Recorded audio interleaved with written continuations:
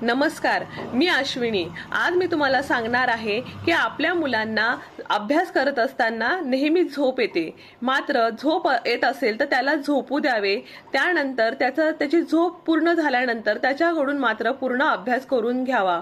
कारण मुलं दिवसभर खेळलेली असतात, दमलेली असतात, शाळेत गेलेली असतात।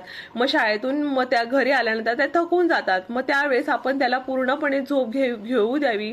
त्याचा जर थोडा अभ्यास बाकी असेल तो मग पूर्ण झोप झाल्यानंतर दुसऱ्या दिवशी मात्र त्याच्याकडनं पूर्ण अभ्यास करून घ्यावा। आणि त्याला त्यानंतर मात्र त्याची जास्त वेळ टाळाटाळ करता येत नाही। त्यानंतर त्याचा पूर्ण अभ्यास घेतल्याशिवाय आपण त्याचा थांबायचं नाही, कारण त्याची पूर्ण झोप झालेली असते आणि तो अभ्यासाला तयार असतो। तर थँक्यू।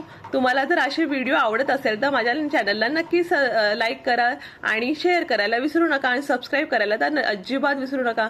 तुमचा एक सबस्क्राईब माझ्या होतो की मी अजून पुढे व्हिडिओ टाकण्यासाठी मला स्फूर्ती मिळते तुमच्या एका सबस्क्राईबमुळे।